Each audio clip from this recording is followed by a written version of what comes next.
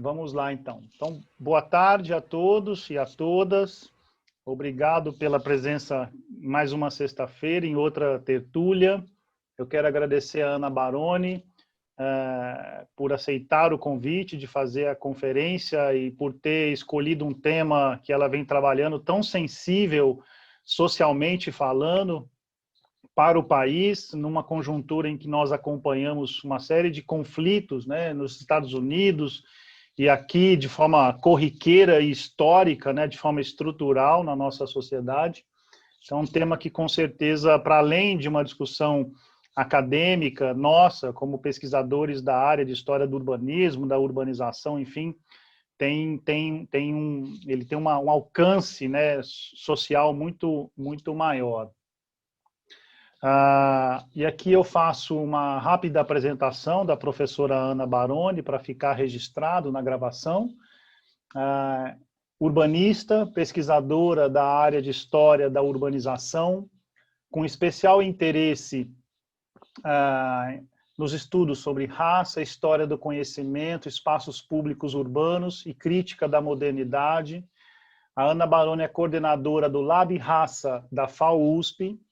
Ela é doutora pela FAUSP em 2007 e docente na mesma instituição desde 2008. Em 2016, realizou um estágio de doutorado na Escola de Altos Estudos e Ciências Sociais de Paris, sob a orientação do professor Christian Topalov. Entre 2016, ela foi pesquisadora visitante na Universidade de Harvard. É autora dos livros Team X ou Team 10? Dá igual? Team 10. Team 10, ok. Arquitetura como Crítica, pela Nablume 2002. Ibirapuera, Parque Metropolitano, Intermeios 2018. Foi co-curadora das exposições Imprensa Negra Paulista, realizada no CPC e em outras instituições, e Ibirapuera, Modernidades Sobrepostas, realizada no Parque Ibirapuera pelo Museu da Cidade. E a Ana vai fazer uma conferência que tem como tema Liberdade e Punição, Memória Negra no Caminho do Vergueiro. E, enfim, então, de novo, eu agradeço a presença aqui de vocês, agradeço a Ana novamente e a palavra é sua. Obrigada, Rodrigo. Eu que agradeço. Na verdade, queria começar te dando parabéns pela organização desses encontros semanais, né, que eu acho que tem um potencial incrível de promover debates e difundir os nossos trabalhos, as nossas pesquisas, e que está com uma programação fantástica nesse ano ingrato, né, de 2020. Eu também queria dedicar essa minha fala ao Instituto Tebas, que está sendo criado em São Paulo, liderado pelo ativista e pelo escritor negro Abílio Ferreira, que também está à frente da criação do Memorial dos Aflitos, né, cujo objeto, a Capela dos Aflitos, vai ser amplamente mencionado aqui hoje. Eu queria agradecer a audiência, uma audiência tão nobre como essa. Estou muito feliz de ver as minhas professoras, minhas referências, minhas colegas, na maioria mocinhas, e também os meus alunos, os meus amigos pesquisadores do Lab Raça, tanta gente que está aqui no Zoom, deve ter mais gente acompanhando pelo YouTube, que eu não estou vendo. Eu quero pedir desculpas, mas eu vou ler a minha fala, porque eu quero concatenar com as imagens aqui que eu vou tentar apresentar para vocês, e aí então eu prefiro ler. Deixa eu tentar compartilhar a tela.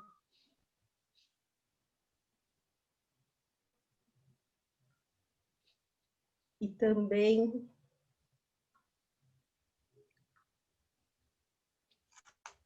está dando certo? Mas aí você só faz isso. Vocês estão vendo a minha tela? Estamos. Posso continuar assim? Ótimo. Então, eu vou falar sobre liberdade e punição. A Memória Negra é referência direta ao bairro da Liberdade, daqui de São Paulo, onde a gente está tendo uma discussão muito grande sobre a questão do lugar da memória negra na história da cidade, uma discussão liderada pelo Movimento Negro de São Paulo, e que traz, eu acho, uma série de questões, uma série de reflexões que merecem ser tratadas, ser discutidas com um pouco mais de profundidade, com um pouco mais de pesquisa mesmo, em termos da história da cidade. A minha fala, então, tem um subtítulo, que é o seguinte: o que se reivindica na disputa pela identidade racial do bairro da Liberdade. A reflexão que eu teço aqui nasce de um estranhamento acerca da reivindicação da identidade étnico-racial no bairro da Liberdade, em São Paulo, que vem sendo levantado ultimamente pelo movimento negro, pelas pessoas negras, além dos grupos sensíveis à legitimidade das suas demandas. Essas demandas têm ressonância sobre a luta pelo reconhecimento da importância do negro para a sociedade brasileira de uma maneira geral e da cidade de São Paulo especificamente. No que tange a dimensão espacial dessa luta, tais demandas procuram se situar em lugares onde seja possível pleitear esse reconhecimento, de forma a transformar a consciência histórica da construção da vida social nas suas múltiplas escalas.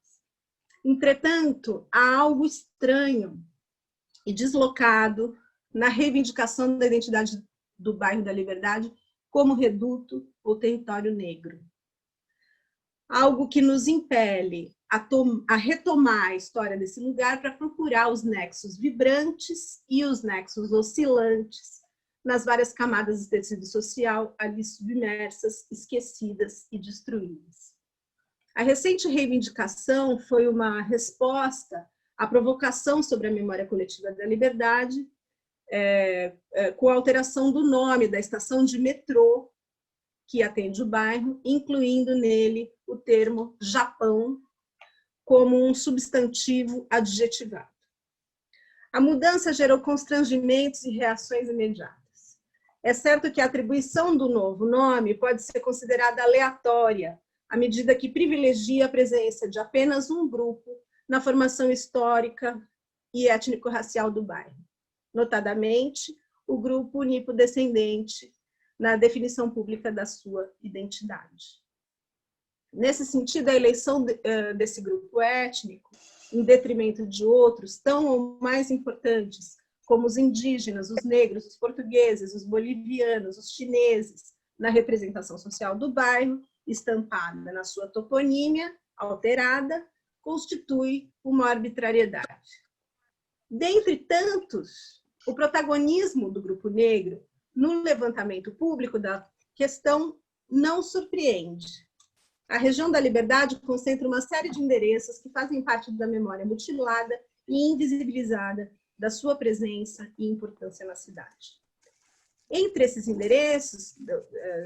endereços importantes para a história do negro no bairro da Liberdade, podemos destacar a Capela de Nossa Senhora dos Aflitos, a Igreja de Santa Cruz dos Enforcados e a antiga sede da Frente Negra Brasileira, além das pioneiras escolas de samba Lava-Pés, na Baixada do Glicério, e Vai-Vai no Bexiga, bairros vizinhos ao topo de morro, onde fica a Liberdade.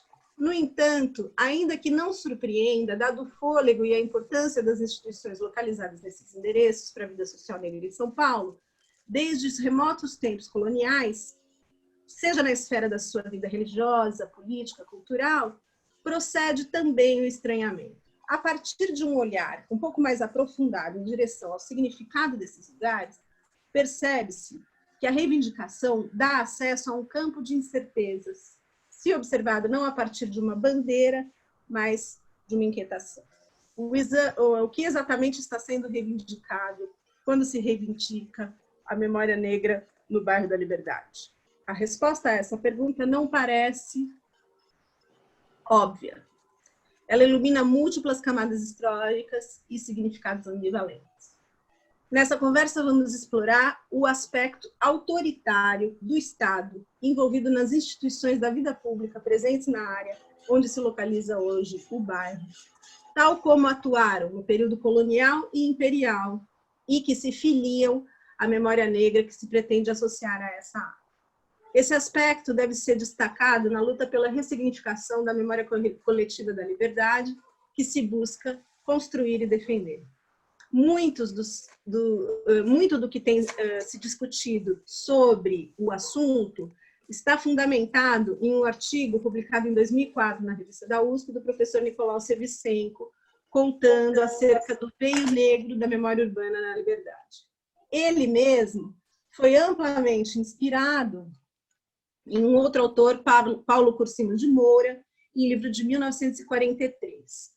Ambos os textos serviram de base para o que segue, e a minha preocupação aqui não é trazer dados essencialmente novos para esse debate, mas sim formular uma interpretação que nos permita aprofundar a consciência sobre as questões levantadas pela reivindicação da identidade étnico-racial do bairro, decorrentes da alteração da toponímia local. Então, vamos lá. A área onde hoje reconhecemos na cidade de São Paulo como bairro da Liberdade guarda em sua história rastros de uma estrada ancestral.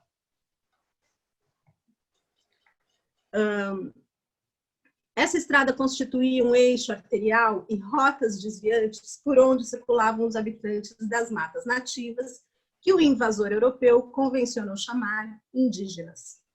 Eram membros de diferentes etnias, entre os Guarani da bacia do Paraguai, as tribos das regiões da Lagoa dos Patos, de Cananéia, do Planalto do Piratininga e do seu litoral. Eu vou citar esse caminho, cujo trajeto foi estudado por Washington Luiz, e aqui os índios chamam de Piabiru, corria, segundo o padre Montoya, toda a terra, a 200 léguas da costa, e desde São Paulo para o sul. Por outros testemunhos, sabe-se que ele se bifurcava, quer em direção a Canané e à costa de Santa Catarina, quer em direção ao Paraná, para daí, segundo Lozano, pelos tributários do Paraguai, continuar até o Peru. É um texto de Jaime Cortesão, de 1955. A presença do longo caminho facilitou a penetração dos portugueses Planalto acima. Essa imagem de uma aquarela de Valandro Kitty, mostrando essa configuração do Planalto e a subida da serra pelos primeiros exploradores portugueses. Então, eles subiram o Planalto acima, a partir de São Vicente, subindo a encosta da Serra do Mar, pela fenda que se abre na nascente do rio Tamanduateí, para em seguida adentrar os sertões, seguindo os eixos do rio Tietê, Paraná e Paraguai. A localização privilegiada do aldeamento jesuítico de catequização no Planalto, no topo da colina, de onde se avistava a grande planície de inundação do Tamanduateí, desfrutava do benefício da passagem dessa rota, né, do Piabiru. A partir do ponto onde se implantou o Colégio da Companhia de Jesus, outras estradas foram abertas. No sentido nordeste, em direção ao Rio de Janeiro, e noroeste, rumo a territórios como Mato Grosso e Goiás. E também para o sul, a gente pode lembrar da rota Mugiar, né, que vai para Sorocaba e depois para o Rio Grande do Sul. Sendo assim, a rota que saía do núcleo em torno do colégio em direção ao sul, parte do caminho do Piabiru, ou sudeste, né, tornou-se o caminho privilegiado de acesso entre o litoral e a Vila do Planalto, que é esse pedacinho, deixa eu ver se esse pedacinho que vai para o sul, que vai para o litoral, aliás. A entrada privilegiada da vila, voltada para o leste, que é essa daqui, né, vinha do Rio de Janeiro,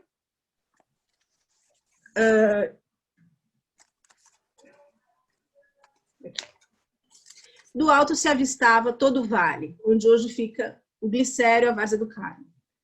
garantindo uma visão ampla dos arredores, das possíveis ameaças dos visitantes que vinham da corte imperial. Então, aqui é a entrada majestosa da cidade, né, para quem vinha da corte. E a vista que se avistava de lá de cima da colina, dessa baixada do Tamanduateí. Da baixada, para quem vinha por esse caminho, se avistava a cidade no alto da colina, com suas torres e seus campanários da Sé, da Capelinha do Colégio, das igrejas do Carmo, Santa Teresa e Boa Morte. A ladeira do Carmo constituía, portanto, a principal porta de acesso à cidade.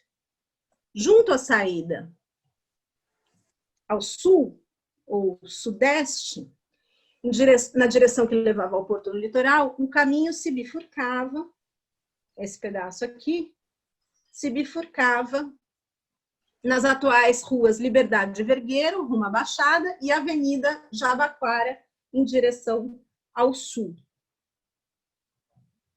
Ao longo do primeiro eixo, na Rua da Liberdade, foi se estabelecendo o aparato institucional, jurídico e militar vinculado ao poder da coroa. O pelourinho, o quartel, o fórum, a cadeia, a forca, a casa de pólvora e o cemitério eram edifícios e marcos públicos que recepcionavam o visitante nessa entrada dos fundos da cidade. O pelourinho era um instrumento de representação do poder da coroa na metrópole e nas colônias. A bibliografia remete à origem do pelourinho aos tempos imemoriais do Império Romano, tendo se alastrado pelas vilas e cidades do mundo latino.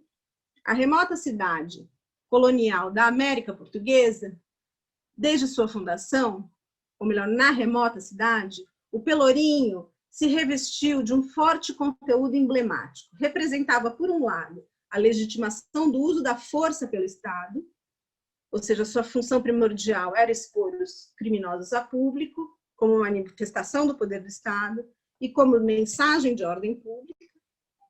Então, tratava-se de uma coluna de pedra ou de madeira, fincada sobre o pedestal, com duas argolas em seu fuste, onde se prendiam os braços do réu a ser submetido a açoites ou a mera exposição pública. Por outro lado, o pelourinho representava também o poder jurídico municipal, e, nesse sentido, apresentava-se como um marco simbólico no espaço público. Cada vila fundada por ordem dos donatários das capitanias tinha o seu pelourinho como marco de fundação, né, da própria vila. No imaginário comum, o pelourinho está associado à instituição da escravidão, como elemento de flagelo por chibata. Porém, essa associação é limitada. O pelourinho não se confunde com o tronco das fazendas. Embora exista essa imagem, né, que sobrepõe essas duas instituições, vamos dizer. Anteriormente, a forca, o pelourinho é um instrumento do Estado colonial, o meio pelo qual a coroa implementava a ordem, usando o recurso do castigo e da punição contra a violação de leis, com a pena do açoite. A forca tem uma função correlata para o Estado absolutista, instituindo a pena de morte. No entanto, eram frequentes os castigos de pessoas negras, escravizadas, livres ou libertas, rituais de violência de Estado fundamentais como um mecanismo de manutenção da própria ordem escravagista. Então, o negro era um elemento, vamos dizer, privilegiado de aplicação ali do uso do pelourinho. Assim, apesar dos sentidos do instrumento penal irem além dessa finalidade específica, assim como a ordem colonial como um todo abrangia uma totalidade maior, em última instância, a escravidão era o regime de trabalho fundamental do sistema colonial e o pelourinho era a forma, por excelência, de manutenção desse sistema, né, por meio da pena de açoite e disposição. No caso de São Paulo, Cortesão descreve a dinâmica urbana estabelecida no início da colonização, em conjunto e em conflito com Santo André, fundado às margens do rio Tamanduateí, e em que se estabeleceu a paz entre colonizador e colonizado por meio da união familiar entre João Ramalho e o chefe Tibiriçá.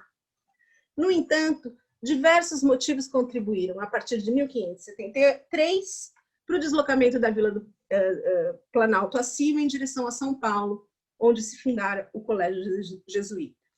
A provisão de alimentos, as melhores condições de segurança no topo da colina do Carmo e, sobretudo, a excelente condição de entroncamento de rotas, de penetração do território, acabaram provocando a definitiva transposição.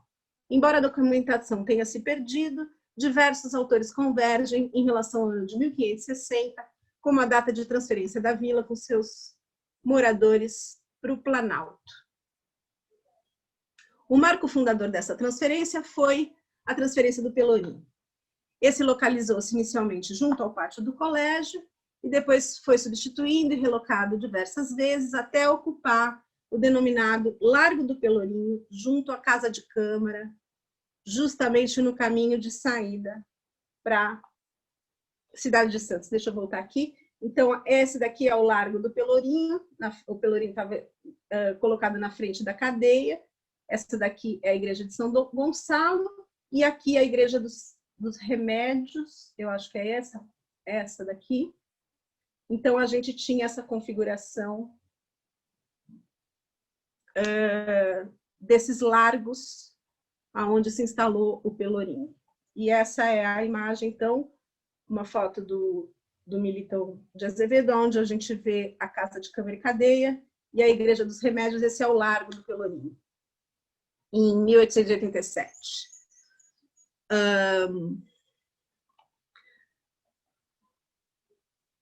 Não se tem notícia certa de quando o Pelourinho foi trasladado para o largo, localizado em frente à capela da Confraria de Nossa Senhora dos Remédios e da Câmara Municipal. A Confraria dos Remédios foi um importante centro de organização da luta abolicionista em São Paulo, abrigando e sediando as reuniões e ações dos caifazes ao longo da década de 80, que organizavam fugas de negros das fazendas do interior do estado e seu deslocamento até o quilombo de Albaquara, em Santos, para depois serem remetidos, pelo menos em parte, para o estado do Ceará, que já havia proclamado a escravidão, a abolição da escravidão em 1884. O passo em frente à Capelinha ficou conhecido como Largo do Pelourinho até meados da década de 1860, quando foi rebatizado em homenagem à data da independência. Ele passou a chamar Largo 7 de Setembro. Na área em torno do Pelourinho, a partir de então, vão sendo implementados uma série de aparatos da Força Pública do Estado, o quartel militar. Deixa eu ver se eu acho aqui. Fiz alguma coisa errada. O quartel militar, que foi construído em 1765, o patíbulo da Forca, estabelecido em 1775 e desativado em 1805. Aqui a gente tem uma imagem que mostra a cidade colonial meados do século XIX, com uma representação da topografia dessas colinas, então são as duas colinas e o vale, e a gente tem nessa imagem a representação do promontório onde se localizava a Forca, aqui é o Largo do Pelourinho, o Largo da Forca um pouco mais abaixo, onde hoje é a Praça da Liberdade, onde está a estação de metrô. E a gente tem uma representação desse promontório numa gravura, ou num desenho. Além disso, a gente tem o Cemitério dos Aflitos, que foi aberto ao funcionamento em 1779, desativado em 1885, a Casa de Pólvora, construída em 1785 e demolida em 1832, e a cadeia, junto ao Paço e Fórum Municipal, transferidas para a Praça de São Gonçalo em 1787. Estruturas que, em sua maioria, vieram abaixo com a reforma urbana que implementou a Praça e o Fórum João Mendes nos fundos da Catedral da Sé em 1943. A década de 1860 na década de 60, acontecia uma intensa mobilização do setor público em torno da área do Pelourinho, visando implementar melhoramentos nos espaços do seu entorno. Já em 1858, a Câmara de Vereadores preconiza a importância de se nivelar a Praça do Pelourinho da Rua da Glória, que lhe dava acesso. Logo em seguida, em 1860, surge na Câmara uma discussão em torno da desapropriação de 2 casas ao largo da Igreja dos Remédios, que obstruíam a ligação entre o Largo do Pelourinho e o Largo da Igreja de São Gonçalo.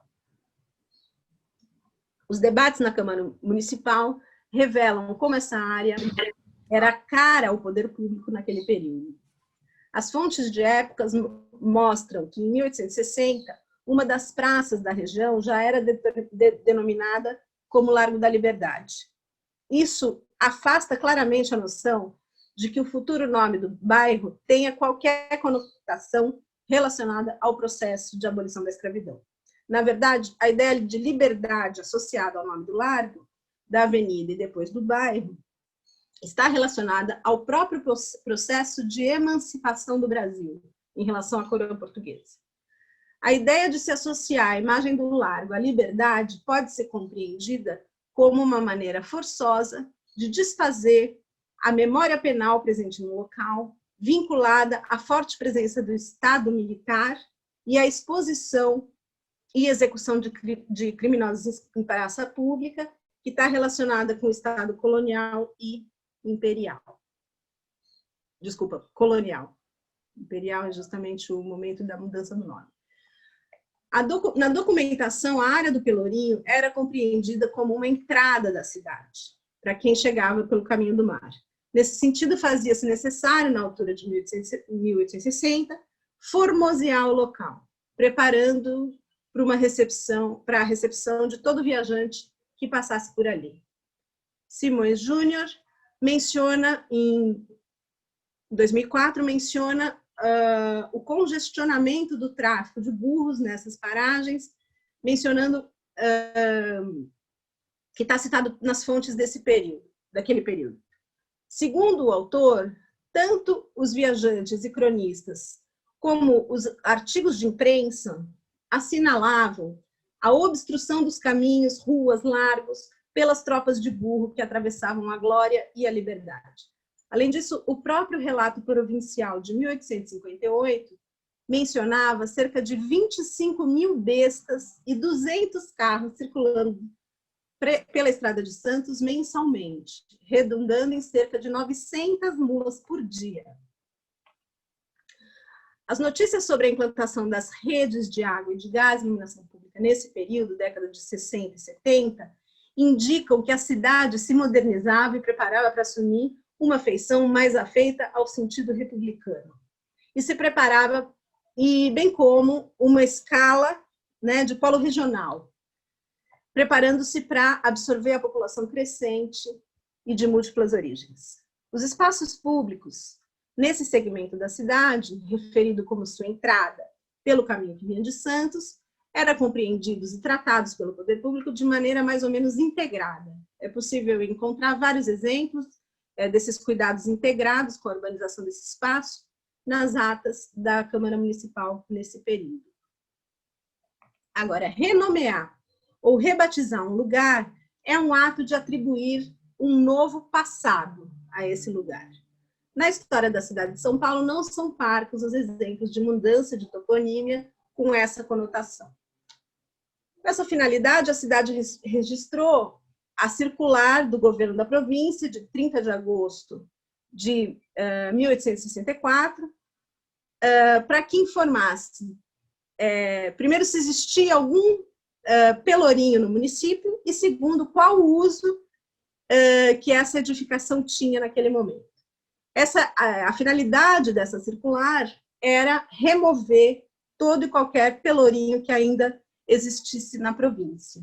No mesmo ano em que se extinguiram os pelourinhos da província, o Largo do Pelourinho passou, então, a se denominar Largo 7 de Setembro.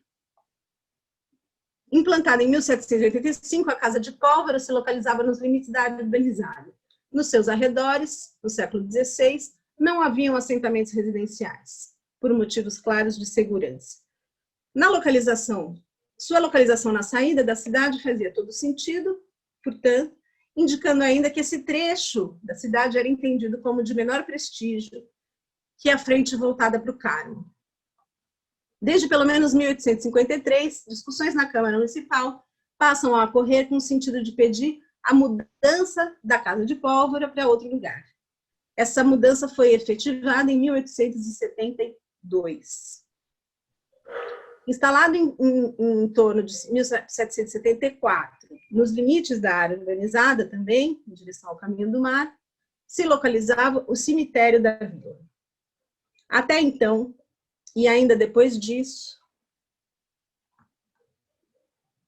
os sepultamentos eram realizados no interior e nos arredores das igrejas, sendo hierarquizados de acordo com a posição social dos mortos, pois a ocupação das valas se dava por compra.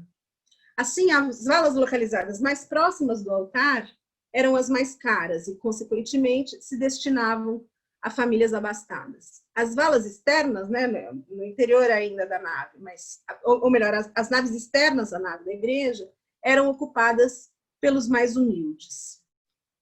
Odores fétidos dos cadáveres sepultados diretamente na terra eram exalados a cada novo sepultamento em que era necessário remexer a terra para se abrir uma nova cova. Com os avanços da medicina e o conhecimento das formas de contágio de doenças como a varíola, a prática do sepultamento no interior e arredores das igrejas passou a ser cada vez mais questionada. Ao longo do século XVIII,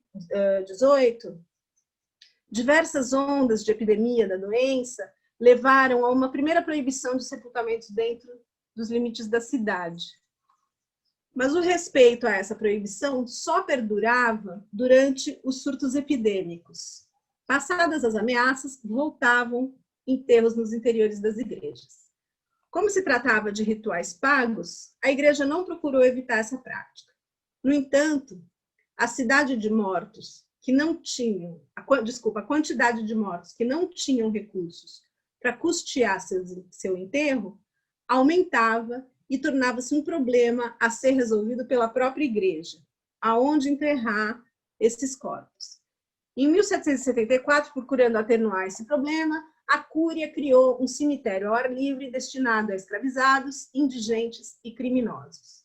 O cemitério dos enforcados, conhecido posteriormente como cemitério dos aflitos, foi instalado na saída da cidade, justamente na direção da descida para Santos.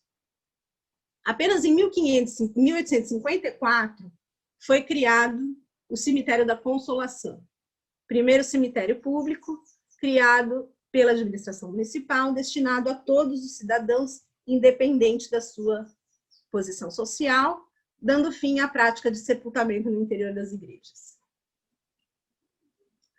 A capelinha na entrada do cemitério foi construída em 1779, para abrigar, sobretudo, os rituais de sepultamento e culto aos antepassados dos parentes que ali jaziam.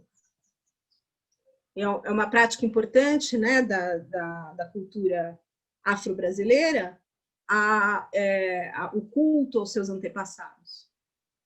O cemitério dos aflitos foi desativado em 1885 e, posteriormente, pasme, loteado, confundindo-se com o tecido urbano ao seu redor.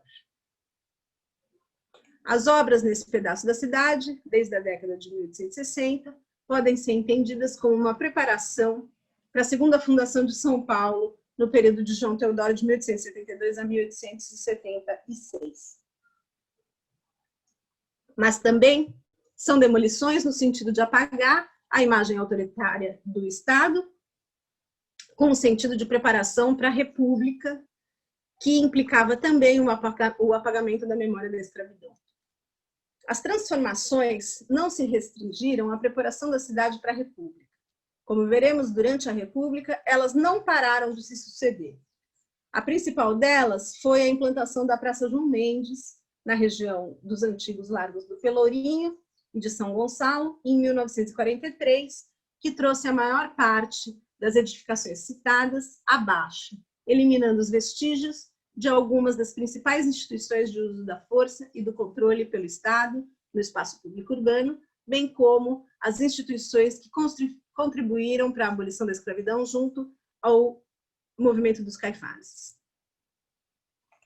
Ocorre que nas décadas de 20 e 30, depois de inúmeras transformações em curso no entorno da Avenida da Liberdade, importantes instituições do ativismo negro paulistano se fixaram nesses endereços. Em 1924 é lançado o jornal O Clarim da Alvorada. A gente tem nessa imagem o Correia Leite, que é um dos fundadores do jornal, né? Esse é um dos jornais mais importantes da imprensa negra paulistana, que circulou até a década de 1945, e ele funcionava, a sede do jornal funcionava na residência do próprio Correia Leite, no bairro do Bexiga, portanto, ali na Baixada, né, em relação à Liberdade. Em 16 de setembro de 31, se estabeleceu a Frente Negra Brasileira, considerada a mais importante organização do ativismo negro no pós-abolição nesse período, né, do pós-abolição. A Frente Negra Brasileira ocupou inicialmente 2 salas no Palacete Santa Helena, na Praça da Sé, no centro da cidade, mobilizando lutas pelos direitos das pessoas negras.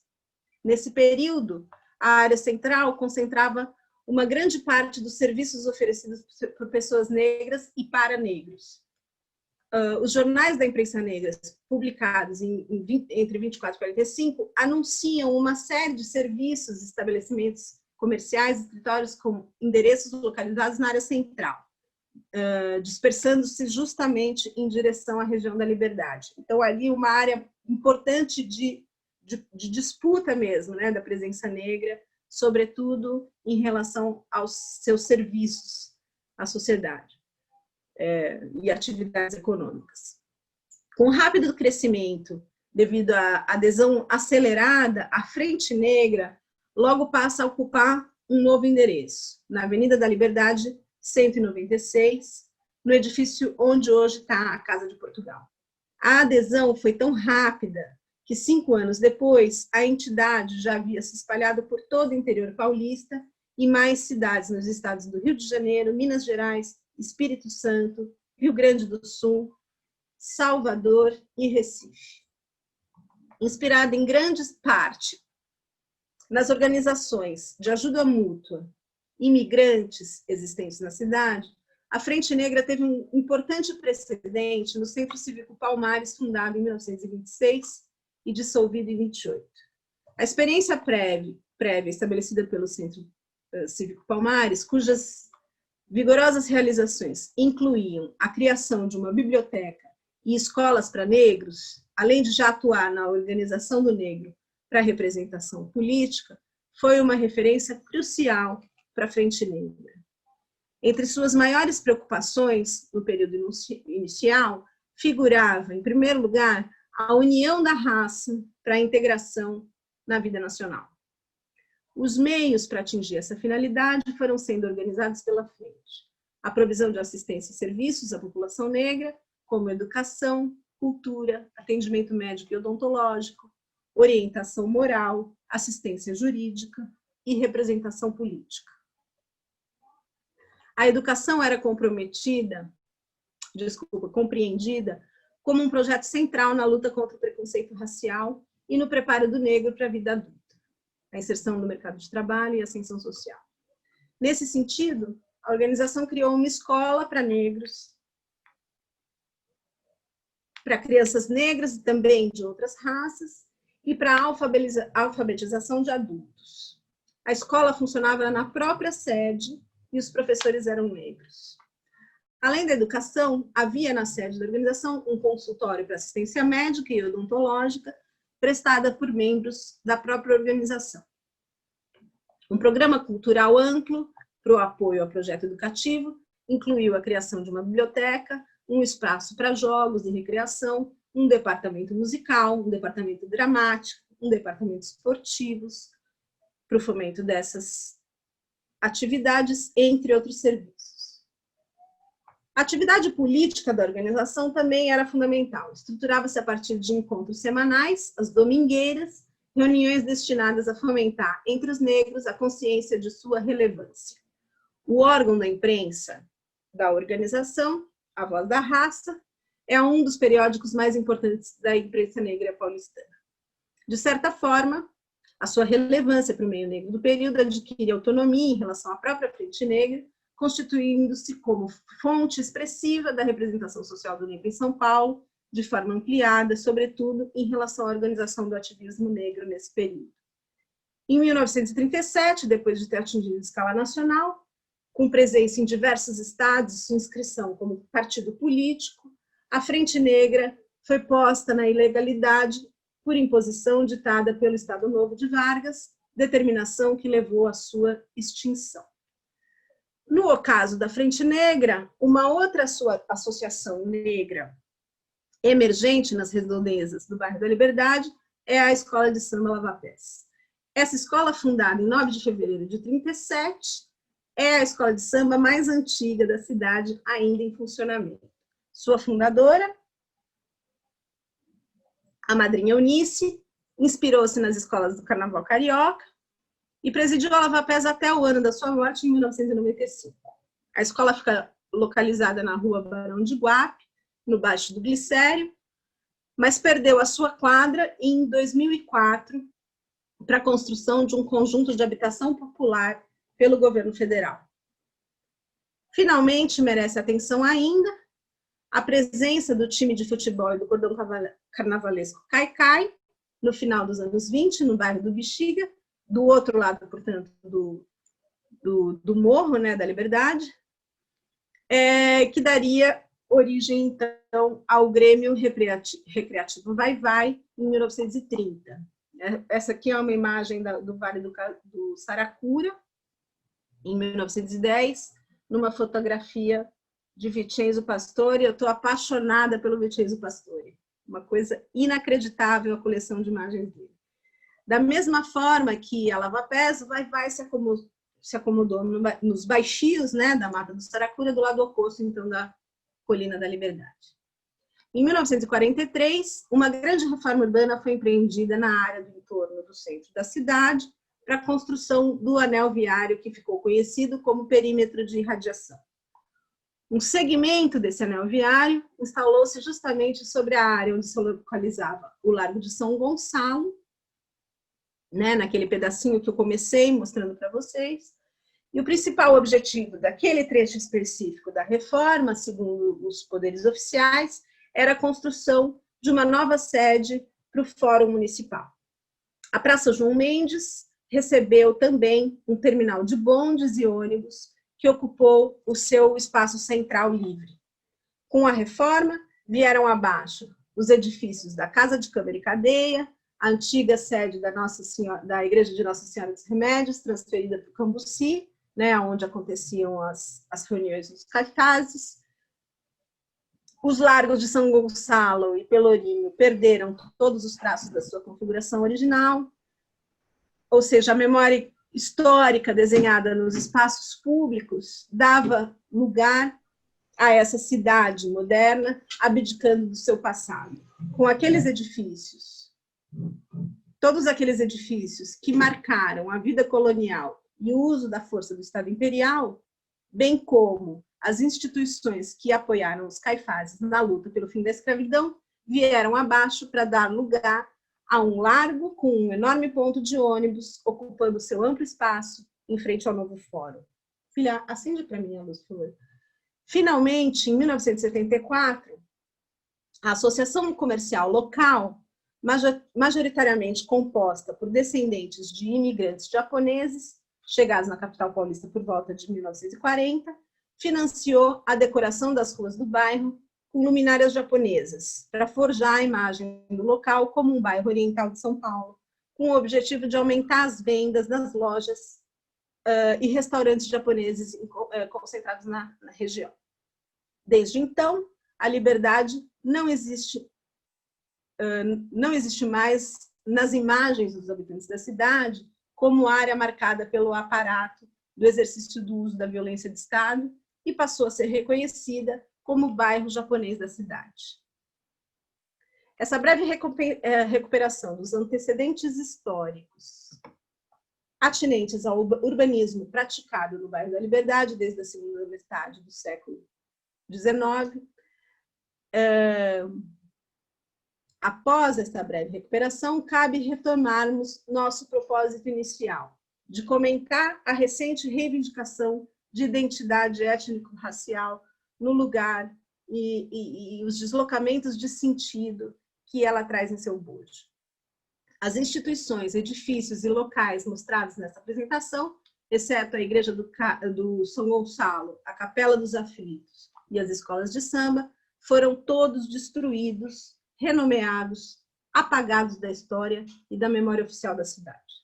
O Pelourinho, o quartel, a Casa de Câmara, a prisão, a Igreja dos Remédios, a Forca, o Cemitério dos Pobres foram demolidos para dar lugar à moderna cidade republicana. O passado colonial autoritário, localizado na entrada de fundos da cidade, foi rebatizado com o nome de Praça de 7 de Setembro, subvertendo a violência em patriotismo de Estado. Sendo assim, voltamos à inquietação que estimulou essa reflexão. O que exatamente está sendo reivindicado quando se reivindica a memória negra do bairro da Liberdade? O tecido social aqui remexido traz uma série de reminiscências que estimulam a reflexão sobre a alteração do nome da estação de metrô em um contexto ampliado.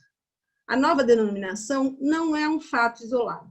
Ao contrário, é antecedida por sucessivas ações do mesmo poder público que a determinou, no sentido de reconfigurar incessantemente a imagem do lugar, apagando determinados vestígios da característica original marcante de sua própria presença naquele espaço.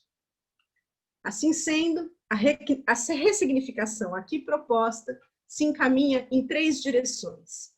A primeira indica a arbitrariedade no acréscimo do termo Japão ao nome da estação de metrô, uma vez que diversos grupos étnico-raciais compuseram historicamente aquele segmento da cidade, e não apenas um. A segunda nos ajuda a perceber que a reivindicação negra no bairro não aciona presença e concentração naquele lugar, mas busca dar eco à voz do sofrimento que foi calado pela ação do próprio Estado por meio dos seus equipamentos e suas instituições de uso da força, de punição e de violência. Finalmente, a terceira, essa sim, oferece um testemunho da importante presença negra na Liberdade, particularmente com a atuação do Movimento dos Caifazes e da Frente Negra Brasileira e suas importantes repercussões na luta pela liberdade, pela inserção do negro na sociedade, na sua educação e a sua representação política. Assim sendo, se o acréscimo no nome é arbitrário, é também uma opção política pobre e parcial, à medida que reforça e dá visibilidade a uma intenção que continha um caráter meramente comercial nos anos 70, ofuscando e destituindo de representatividade outros nexos que pulsam nas várias camadas destruídas, subversas e esquecidas, nos mal traçados quarteirões ao redor da estação. Apaga, por exemplo, o vínculo do lugar com o caminho indígena, seu principal definidor espacial.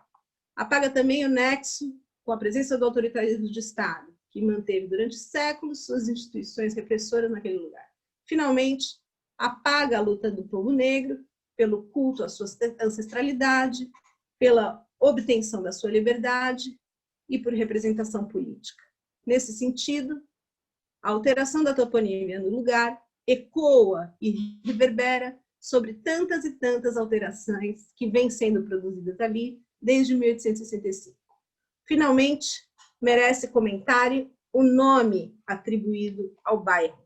Evocar a liberdade e vinculá-la à toponímia do lugar, ainda no século XIX, se prestou com bastante eficiência ao apagamento da memória da presença dos instrumentos penais e de tortura de Estado presentes durante o período colonial nesse lugar. O nome não foi atribuído, portanto, em menção ao processo de emancipação da escravidão, embora essa imagem entre em contradição direta com a atual reivindicação da presença negra no bairro, à medida que a liberdade é justamente o emblema da luta negra no Brasil. Liberdade tolhida, por exemplo, a Frente Negra Brasileira em 1937. Sendo assim, o novo batismo da estação de metrô faz refletir sobre essa recorrência. Seu significado se recria não apenas porque elege uma única etnia na composição demográfica do local, para representá-lo, mas também porque a alteração da toponímia local, no sentido de esfumaçar o passado, é uma constante.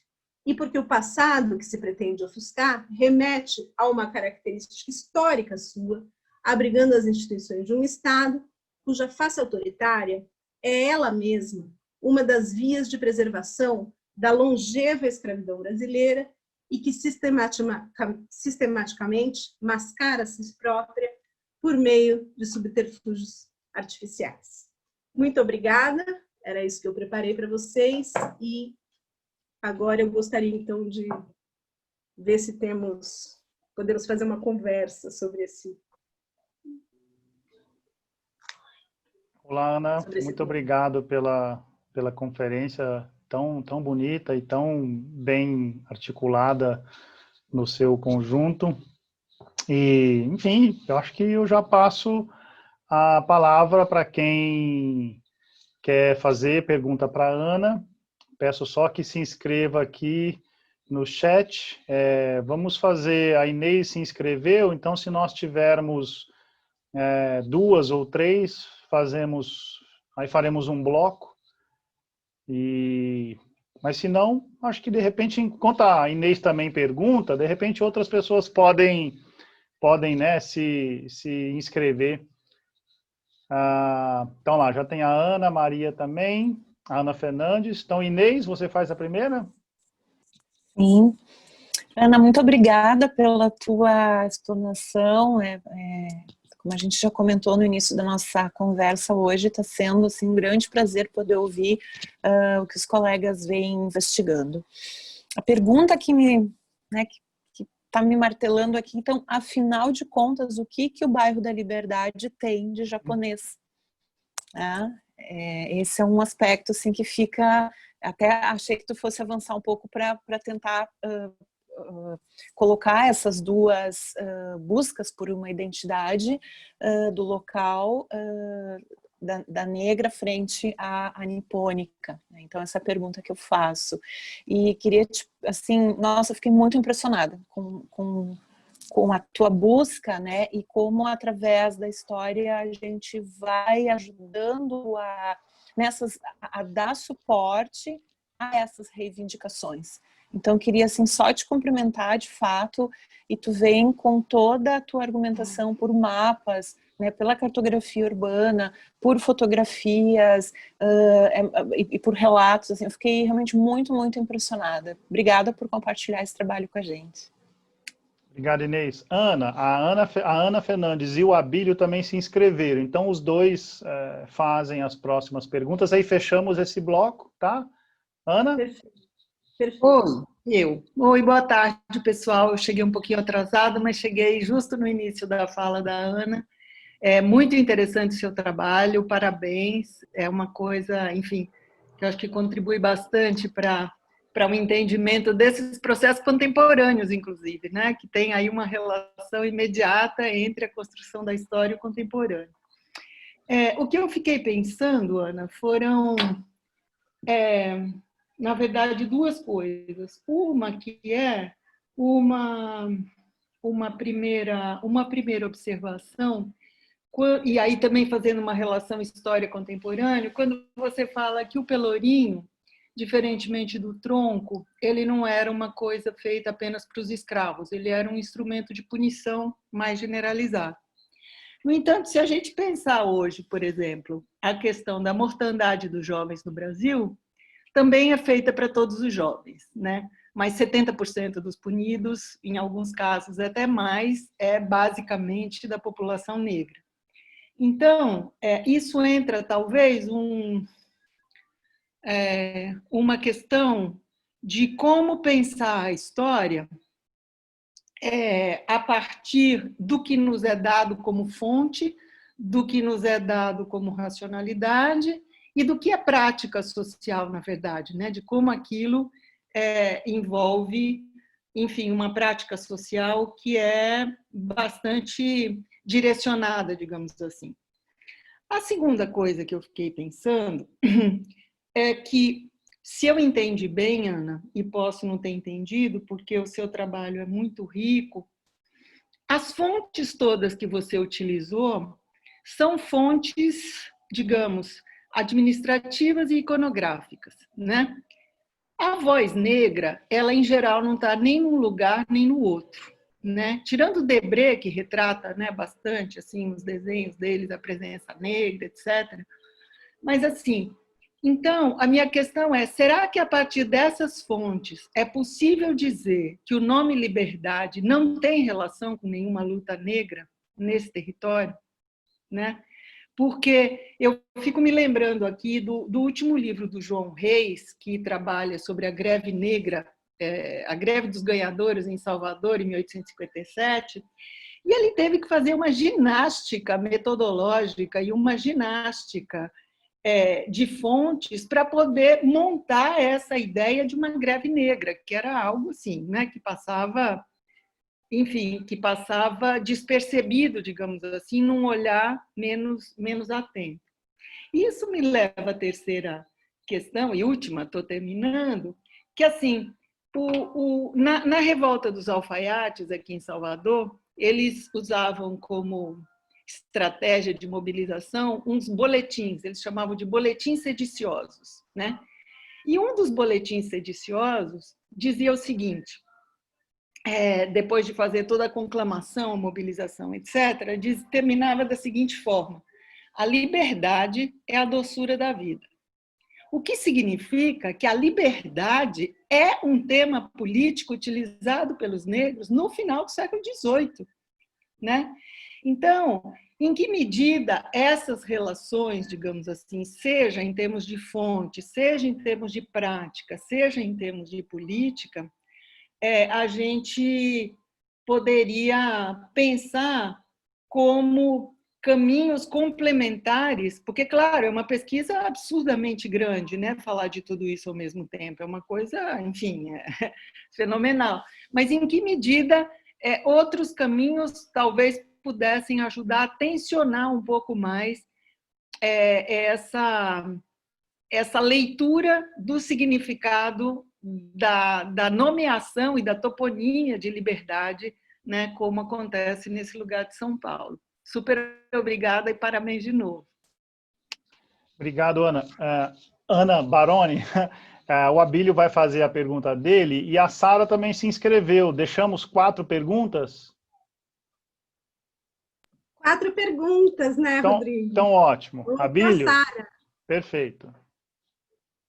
Bom, eu tinha que passar por aqui para cumprimentar a Ana, né? Uma vez que ela agora é uma aliada aí nossa. Eu estou aqui falando como um integrante, um coordenador do movimento pela preservação e valorização do sítio arqueológico dos Aflitos. A partir do momento em que aquelas 9 ossadas foram encontradas ali no terreno ao lado da Capela dos Aflitos, esse espaço passou a ter esse nome, né? Sítio Arqueológico dos Aflitos. E é com esse sítio arqueológico dos Aflitos, ele parece uma manifestação daquelas pessoas que estiveram esse tempo todo sufocadas por esse processo de urbanização que a Ana relatou aqui para a gente, né?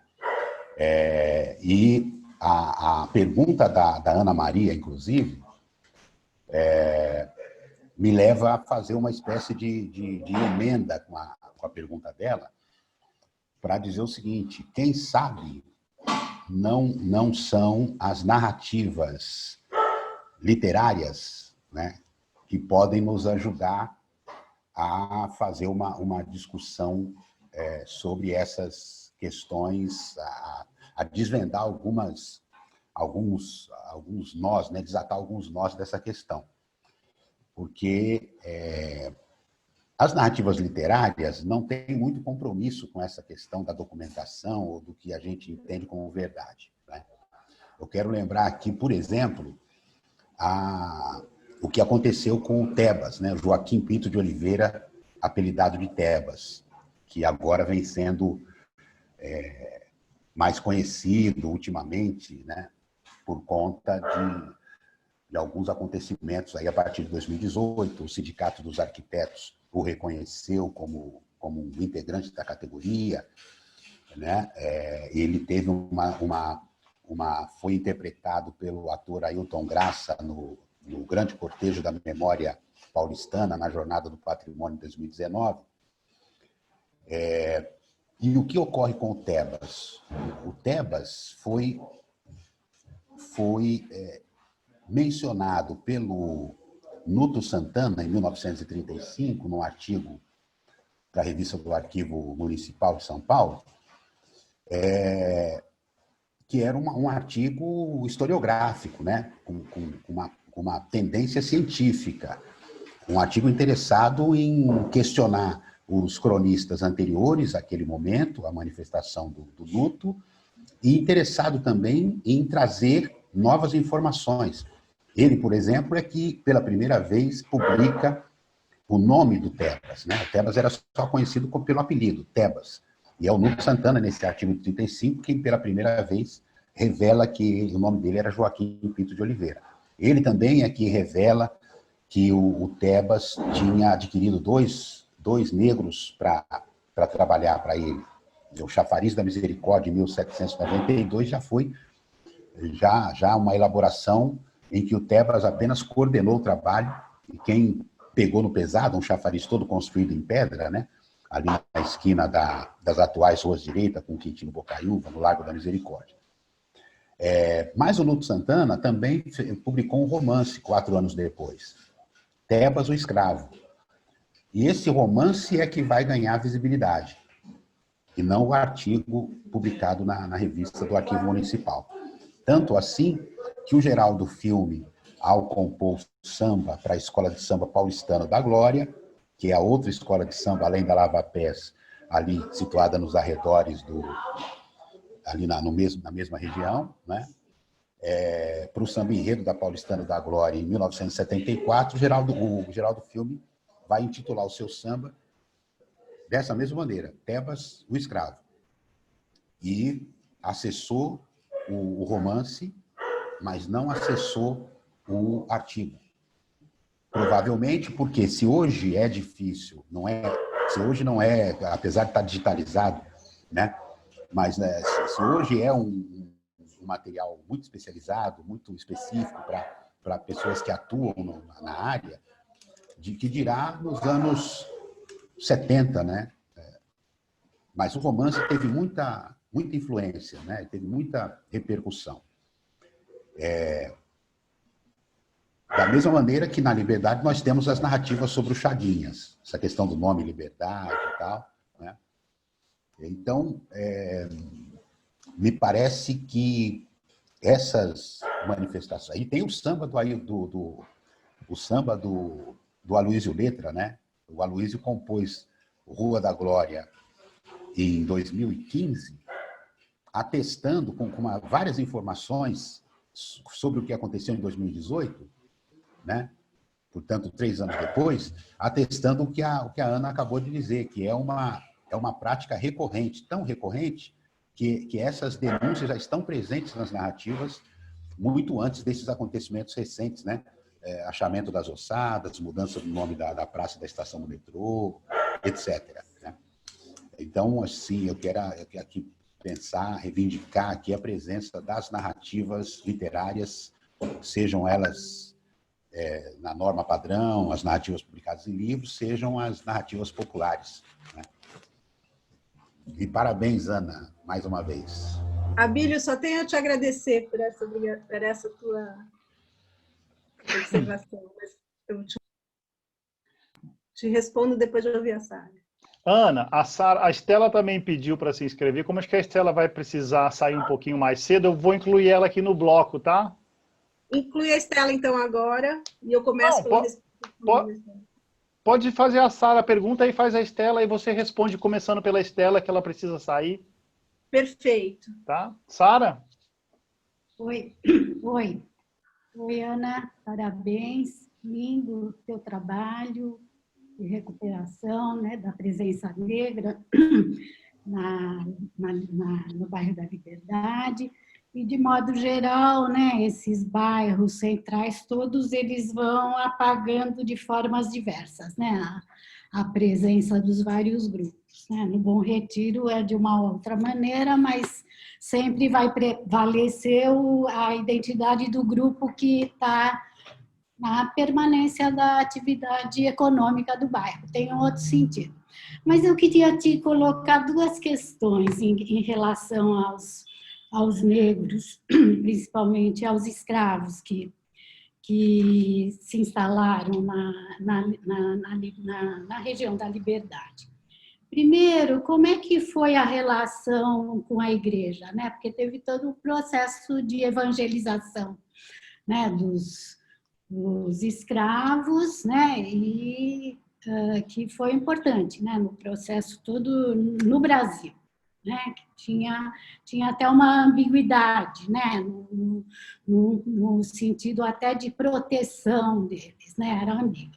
Mas e a segunda questão, que é o que me interessa mais, esses negros que chegaram, que você diz que eles chegaram pelo Rio de Janeiro, né, porque era onde tinha o porto, que era importante.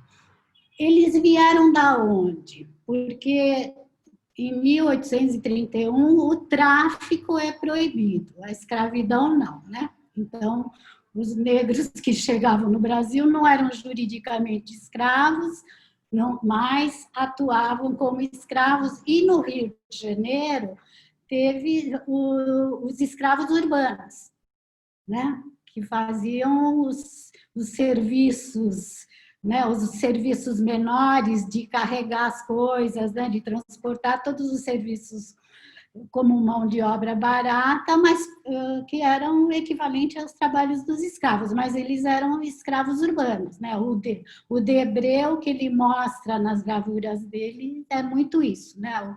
O trabalho dos escravos urbanos. Então, eu queria saber se porque em São Paulo foi um problema a chegada desses escravos, que muitos vinham do Nordeste, né? Que já eram revoltados, foi uma crise, foi difícil a inserção deles nas fazendas, e eles também vieram para a cidade. Então, eu queria saber se eles eram escravos urbanos, se dá para dizer que era isso. Tá? Mas parabéns. Obrigado, Sara. Estela?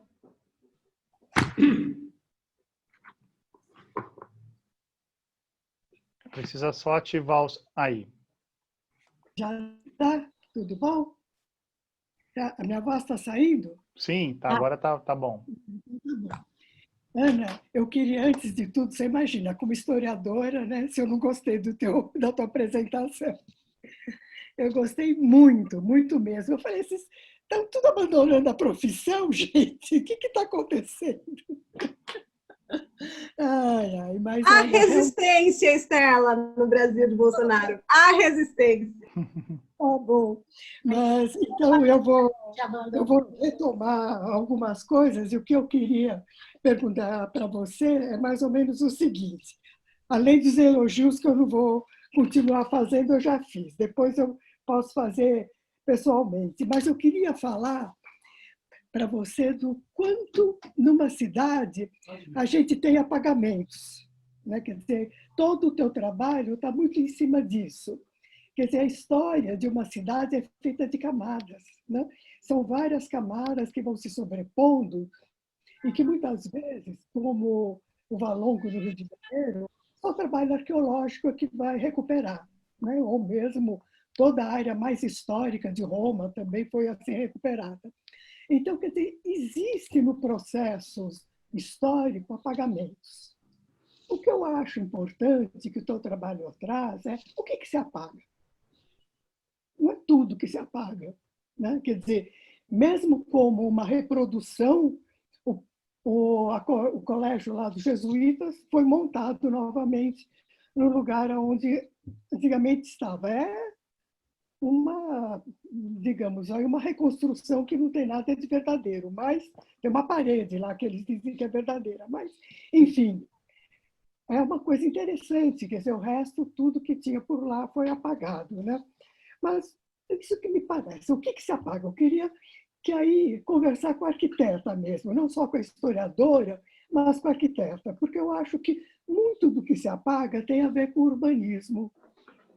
Eu gostaria de ver nessa relação do teu trabalho o quanto que o processo de urbanização e certos planos urbanísticos implicam em apagamentos. E o que se apaga, o que se escolhe apagar, né? Porque as cidades vão tendo demandas, elas vão precisando, então você tem que, não dá para manter aquilo que São Paulo era em 1830, 1845. Uma série de coisas foram realmente refeitas. O que eu fico imaginando, assim, quando eu penso, por exemplo, tinha uma Praça da Forca em Paris, onde que está?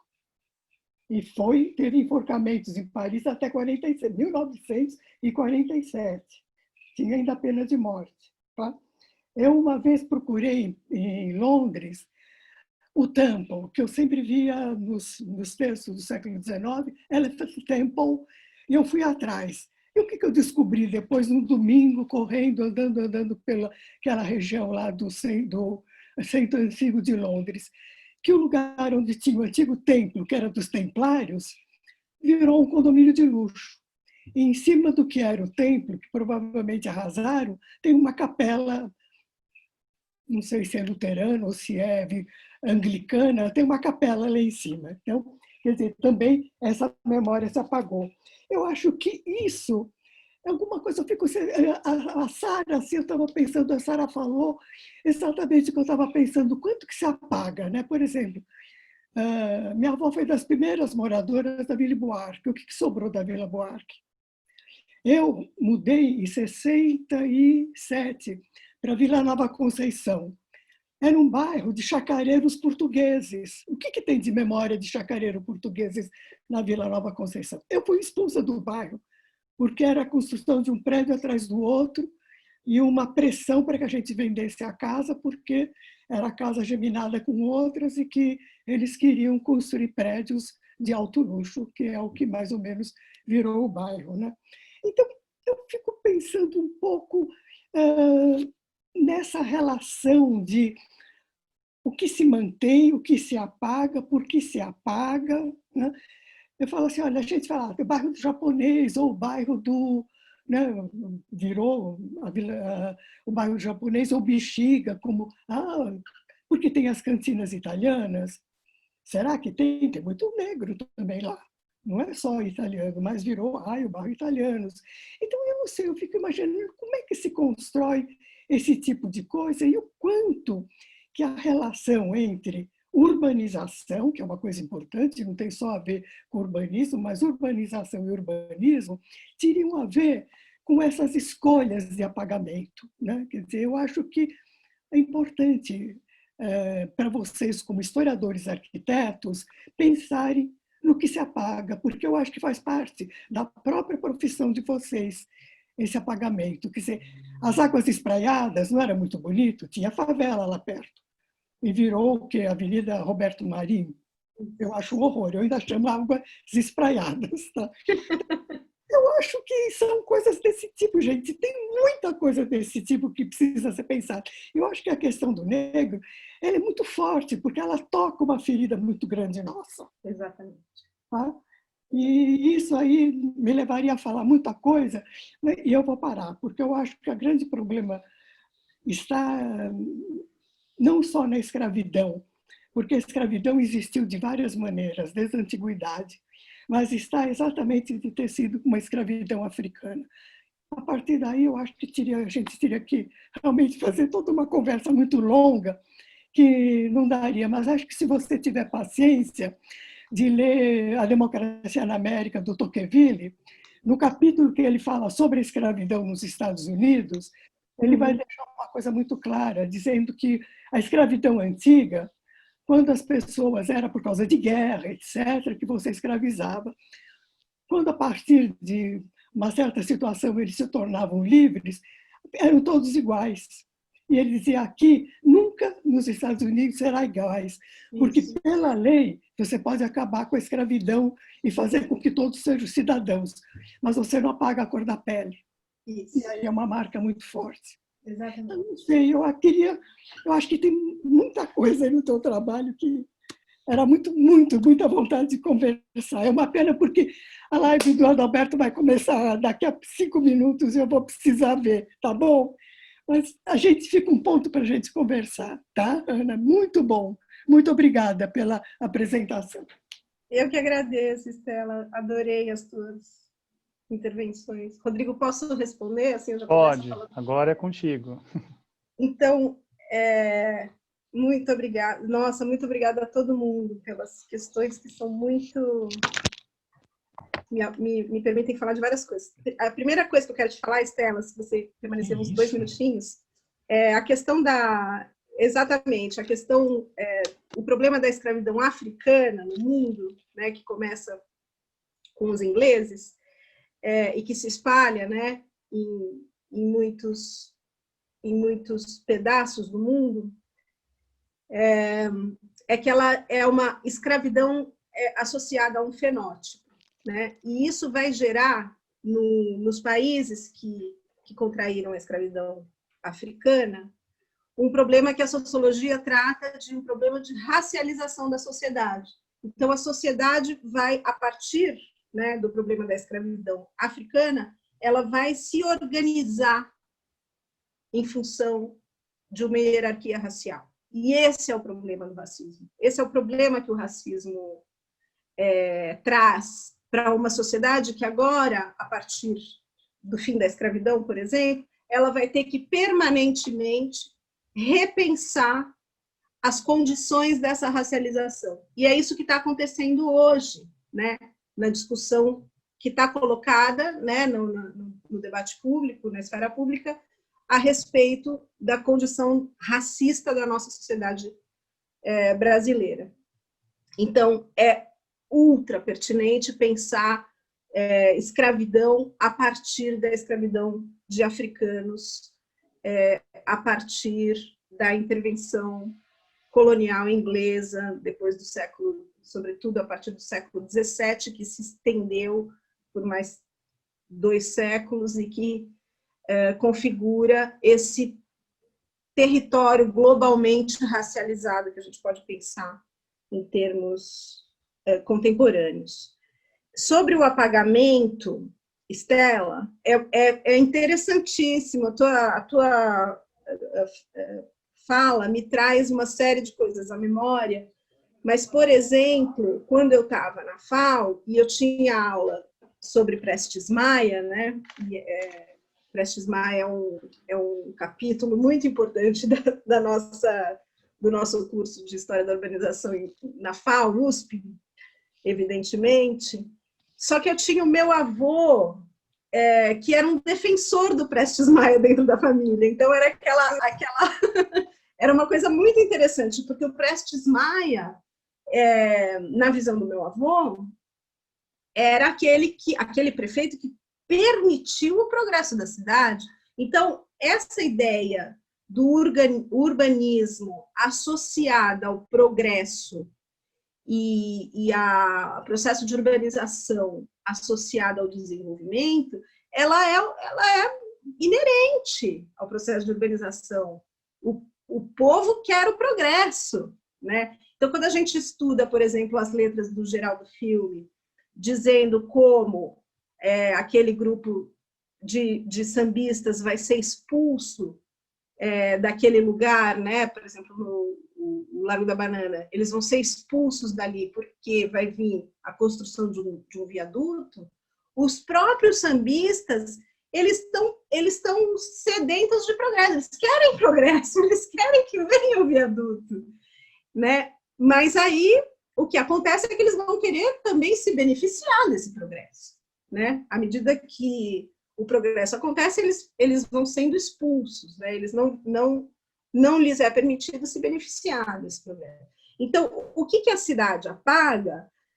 O que o processo de urbanização apaga? Claro que são escolhas, eu tentei mostrar como a passagem ali do perímetro de radiação, justamente por esse pedaço que era tão importante para o movimento dos Caifases, né, que é a igreja dos remédios, e depois demolindo toda aquela configuração dos largos, que estava associada também com o uso da força, né, no Pelourinho, etc., mas como que são escolhas, sim, são escolhas políticas, mas, ao mesmo tempo, também não pode se deixar de considerar a importância, de uma certa forma, do próprio processo de urbanização como processo de desenvolvimento. Então, eu concordo com você que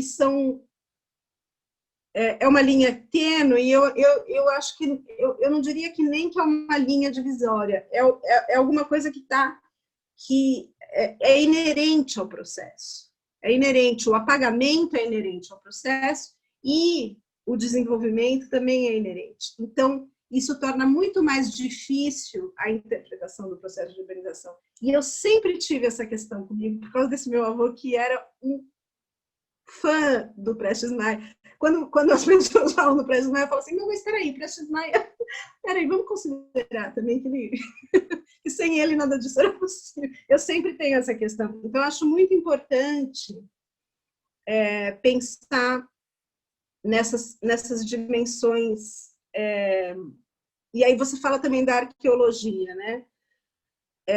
A arqueologia foi justamente o que permitiu o reconhecimento da ossada que está ao redor da Capela dos Aflitos, agora, muito recentemente, e que deu origem ao movimento que o Abílio, que falou antes de você, está liderando, né, de reconhecimento daquele lugar como um memorial importante para a história, né, dos escravizados de São Paulo. Já que eu mencionei o Abílio, eu queria dizer, Abílio, eu não sei se você estava desde o começo, mas eu dediquei a você essa minha... eu dediquei a você e ao Instituto Tebas e ao Memorial, né, dos Aflitos, essa minha fala. Mas então, vamos indo. Eu vou rever, então, o que está gravado, porque eu cheguei atrasado. Vai precisar rever. Vamos ao contrário, então. Vou tentar de trás para frente, ou de frente para trás, tanto faz. Vou lembrar um pouco as questões que a Sara trouxe. A relação com a igreja, né? A evangelização. Olha, Sara, é muito importante. Eu tenho uma dificuldade muito grande, acho que você já presenciou algumas vezes eu tentando falar da igreja no processo de urbanização no Brasil, porque eu acho um assunto muito sério e muito complexo de ser tratado. A centralidade que a igreja ocupa e ocupará, agora não é a mesma igreja mais que está ocupando, e isso para a temeridade geral da nação, mas o papel da igreja é muito complicado de falar e ele é muito importante, ele é muito central. Então, no caso dos escravizados, eu diria assim, que tem, por um lado, um aspecto importantíssimo da Igreja Católica na evangelização, né, na conversão desses escravizados ao culto cristão, católico. E também, eu acho que mais importante ainda, é a organização das irmandades e das confrarias negras, aí sim, atuando proativamente, vamos dizer assim, né, na salvaguarda dos interesses dessas pessoas. Então, por exemplo, promovendo campanhas, abrigando famílias negras nos seus interiores, né, nas irmandades, promovendo alforrias, promovendo ações como é que fala? Ações beneficentes, né, em favor dos negros. Então, as irmandades e as confrarias negras nas cidades brasileiras, elas foram muito significativas nesse sentido, né, ao longo de todo, sobretudo, de todo o período colonial.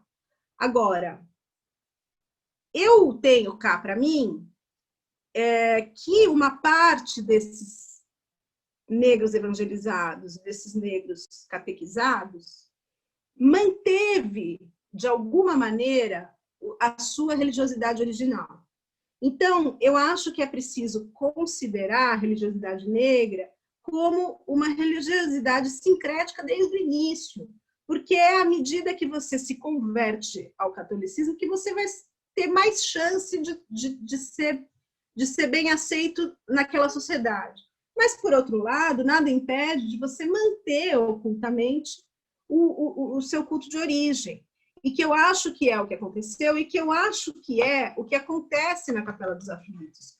Porque a Capela dos Aflitos ela é importante ali na Liberdade justamente porque aquelas pessoas que estão enterradas, eu estou falando isso nos séculos passados, aquelas pessoas que estão enterradas ali são antepassados das pessoas negras. E no culto religioso africano, originário da África, o culto aos antepassados é fundamental, porque é muito bonita a explicação, mas a linhagem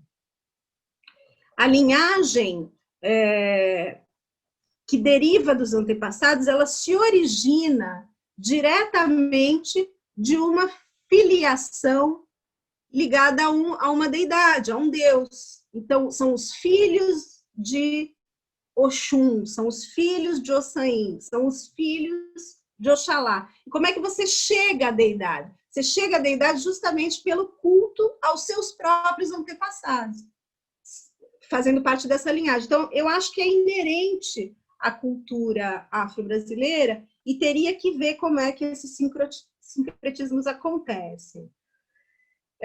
Se eles eram escravos urbanos, olha, Sara, é maravilhoso de pensar a possibilidade de classificação do negro no século XIX, no fim do século XIX, no Brasil. É uma coisa impressionante. Mas na cidade de São Paulo, é diferente de São Paulo do Rio nesse período. O Rio é uma cidade da corte, né? É uma cidade luxuosa, vamos dizer assim, aonde você tem uma escravidão doméstica relacionada a essa aristocracia muito presente, né? São Paulo tem uma escravidão doméstica também, mas de famílias pobres, né? Famílias pobres que têm parcos recursos e que cada uma delas tem, por exemplo, um escravo doméstico ou uma escrava, né? As pesquisas têm mostrado muito essa escravidão feminina, urbana, doméstica, relacionada, inclusive, a proprietárias mulheres. Isso é uma coisa. Mas tem também, por exemplo, muito escravo de ganho em São Paulo, né? Escravos que são de fazendeiros, que vêm para a cidade como escravos de ganho. Então, eles vivem, produzem as suas diárias de trabalho na cidade, mas eles são escravos de fazendeiros rurais. Isso acontece muito também. Tem também misturado a eles os libertos, né? Os livres, que são diferentes dos libertos, são os que já nasceram livres. Tem negros livres vivendo na mesma condição, por exemplo, dos escravos de ganho, né? Tendo que fazer as suas diárias. E tem os fugitivos. Então, tem uma miríade de possibilidades para essas pessoas negras sobrevivendo na cidade no fim do século XIX, e que cada um deles vai ter um tipo de interesse diferente, vai ter bom, as formas de sobrevivência são semelhantes, né? Então, eu acho que essas classificações são super importantes e que permitem a gente perceber as nuances que vão acontecendo aí na observação desses aspectos raciais para esse período, né? Não sei se eu respondi tudo da Sara, acho que eram 2 questões, né? A questão do... Peraí, só uma coisa que estava desativada, porque tinha mercado de escravos em São Paulo. No século XIX, tinha mercado de escravos. Então, eu só acho que é difícil... A estação Tiradentes tinha sido um mercado de escravos. Não, É isso. É importante em 2 sentidos. Primeiro, é importante porque aqui é na cidade que se comercializa esses escravos, que são os escravos que vão para as fazendas. Isso é uma questão. Mas os escravos urbanos, a cultura urbana em São Paulo é muito mais pobre que a do Rio. Mas tinha, né? Mas tinha, então. Mas em vez de ter um plantel de escravos, tinha um escravo por família urbano. Então, tem essas diferenças. Obrigada, Ana. Abílio. Claro, a literatura... Ó, em primeiro lugar, eu acho que já tentando responder também a Ana, a questão das fontes. É complicadíssimo as fontes no Brasil para tratar a questão racial. É complicadíssimo. Começar pelo censo. O censo não tem série histórica de raça. Não tem série histórica, então você não tem como fazer. Porque em 1900 tem dados de raça, em 1940 não tem, em 1950 tem, mas a circunscrição é só para a cidade como um todo, aí em 1960 não tem mais, então você não tem como reconstituir, nem pelo censo, que dirá fontes históricas e tal, que você possa trabalhar. Então, a gente tem que driblar mesmo esse problema, e as fontes literárias são fundamentais. São fundamentais, por exemplo, vou citar 3 trabalhos aqui que são absolutamente fundamentais. O Mário Medeiros, por exemplo, que trabalha com chamado Descoberta do Insólito, ele faz um trabalho riquíssimo de sociologia da cultura a partir da literatura negra. O Matheus Gatto, que está trabalhando com literatura do século XIX, literatura negra do século XIX, em São Luís do Maranhão, que faz um trabalho preciosíssimo de classificação hierárquica racial a partir do olhar literário, maravilhoso, e a Gaia, né, a Gabriela Pereira, que tem esse trabalho premiado sobre a Carolina de Jesus, que, enfim, só para citar alguns exemplos de como as narrativas literárias são fontes importantíssimas para tratar a questão racial no Brasil. E eu acho que só para complementar a tua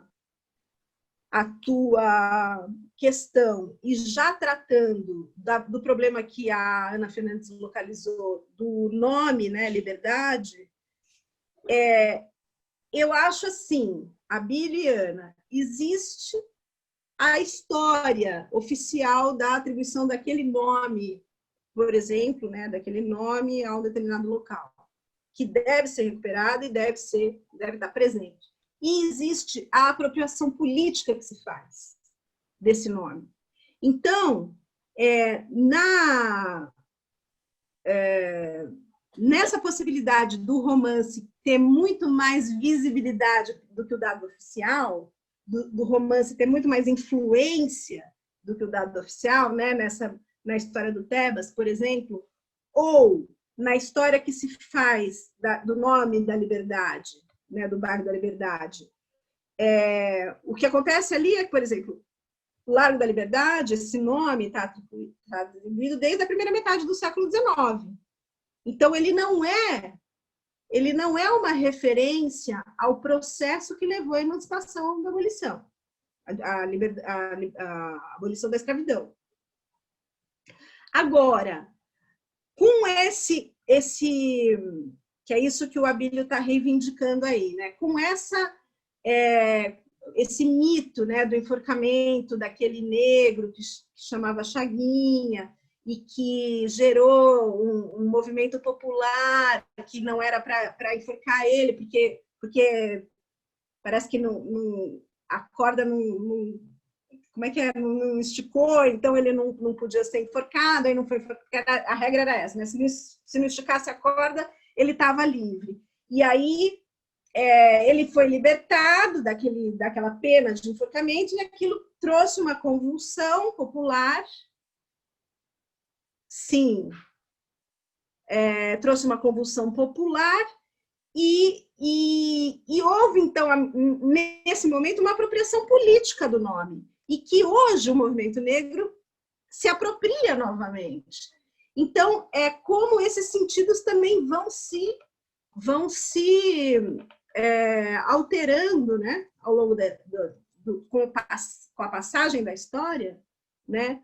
Um nome que foi colocado com essa função de apagamento, né, talvez, por exemplo, ele também vai ser apropriado politicamente pelas gerações seguintes e vai se transformando. Então, a outra coisa que eu queria falar para a Ana, deixa eu ver, a questão do Pelourinho da punição dos negros. É isso, claro que não dá para comparar o Pelourinho de São Paulo com o Pelourinho de Salvador, mas era isso que eu quis dizer. Eu acho que é difícil traduzir no texto, eu acho que eu preciso mexer nesse texto, porque o Pelourinho, essa imagem que a gente pode associar entre o Pelourinho e o tronco da fazenda, eu acho que não é por acaso. Porque o que eu quis dizer com essa minha fala é que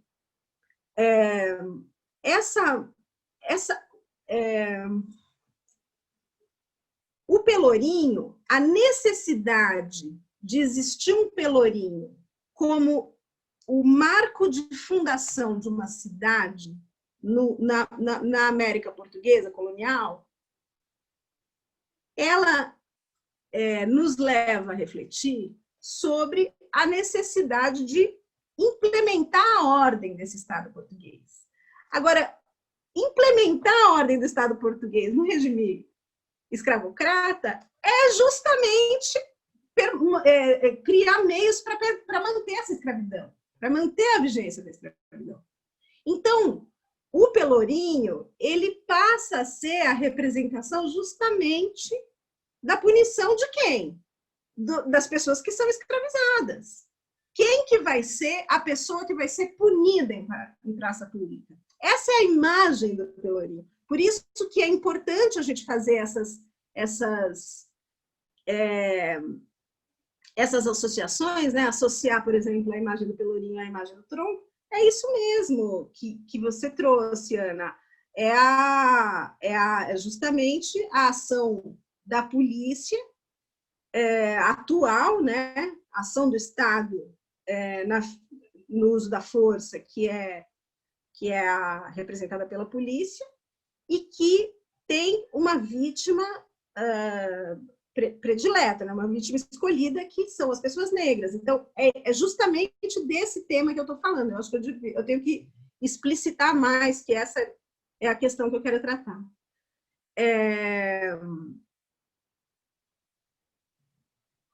E sobre a pergunta da Inês. Olha, Inês, os japoneses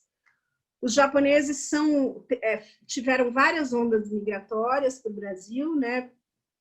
Em São Paulo, eles são ondas migratórias importantes, mas que são um pouco posteriores a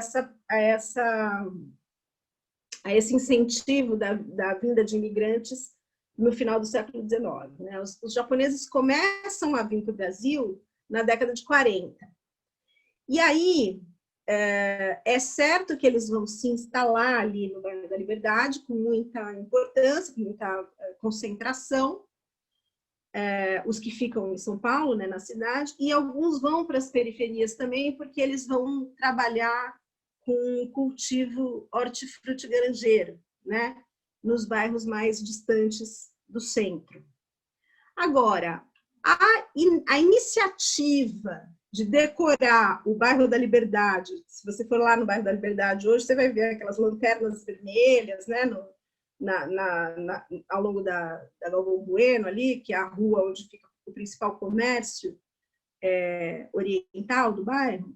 A iniciativa de fazer aquela decoração étnica do bairro, ela é uma iniciativa absolutamente forjada, ela é uma iniciativa da Associação Comercial do Bairro, que queria promover restaurante japonês nos anos 70. Então, ela não tem nada de histórico, ela é um pastiche. É isso que eu quis dizer. Não tem nenhuma recuperação histórica importante.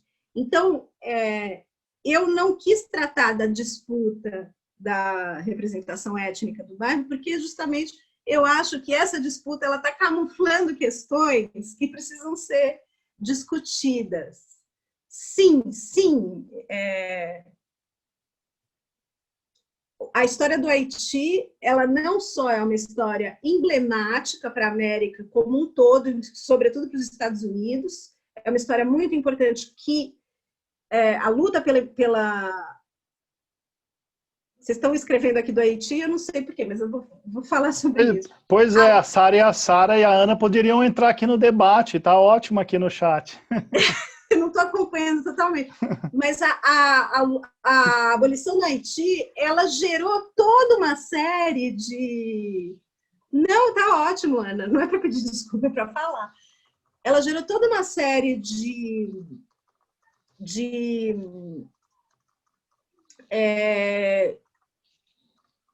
ações, né, políticas em todos os países que tinham escravidão naquele momento, que para preservar as escravidões nos países onde ela ainda não tinha sido abolida. Então, e depois gerou tudo o que aconteceu no Haiti, enfim. Mas é isso. Não sei se... Ana, eu acho que devia passar a palavra para você. Cadê ela? Ah lá. Não, absolutamente.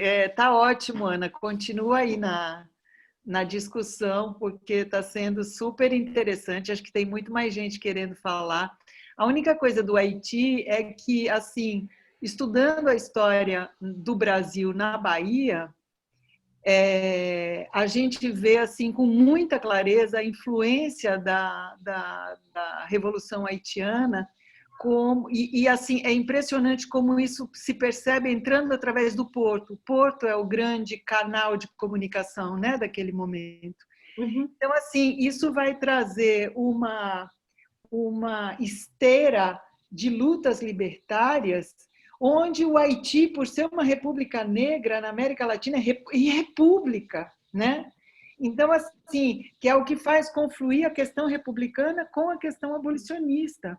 E que isso depois a gente vai ter várias repúblicas, mas ainda conservando a escravidão. Então, assim, eu falo do Haiti porque eu acho que a ideia de liberdade ela é cultivada durante muito tempo, ela não é apenas no século XIX.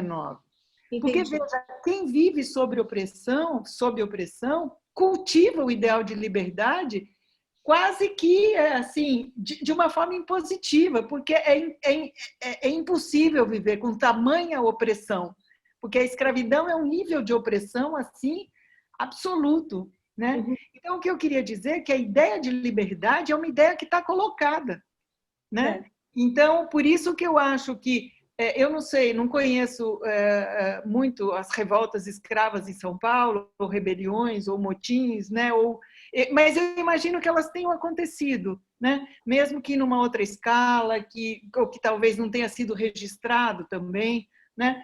Mas eu acho que essa questão da luta pela liberdade é muito importante. E o fato dos alfaiates terem colocado como bandeira a questão da liberdade, quer dizer, ela não era apenas suposta, né? A liberdade é a doçura da vida, quer dizer, Primeiro que é uma poesia inacreditável, né? Você pensar a liberdade dessa forma. E, por outro lado, ela estava emulando aí esse conjunto de lutas, né, pela libertação. A Revolta dos Malês em Salvador, em 1937, também vai ter muito essa característica, né? Mas, enfim, parabéns. Desculpa ter ficado aqui na conversa lateral. Imagina. Parabéns, muito lindo. Obrigada, pessoal. Eulália, você faz o seu comentário? Sim, olha, Ana,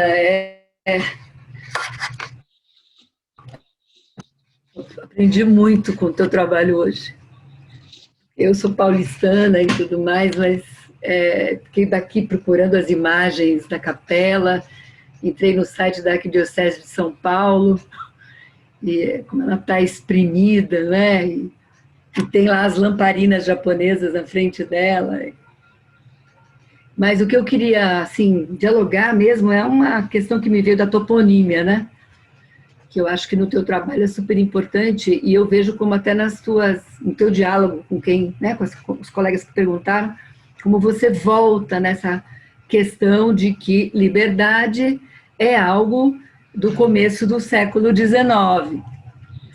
Essa marca, né, assim, da nomenclatura. A isso me vem uma questão, porque esse caminho é uma reflexão, né?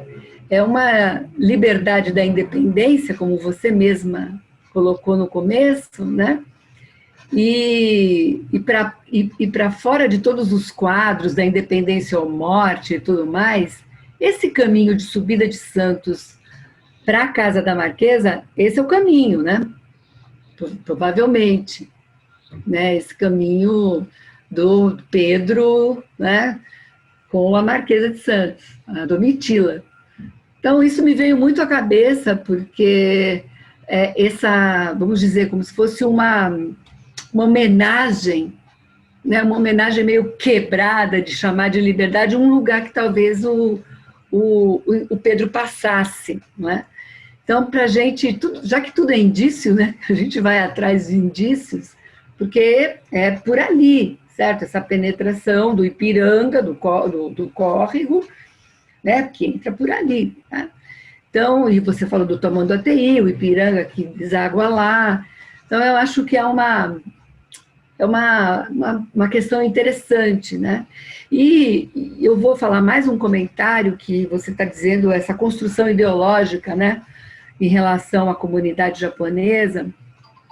O filme Gaijin, esse filme, né, que falou, ele se chamou Caminhos da Liberdade, certo?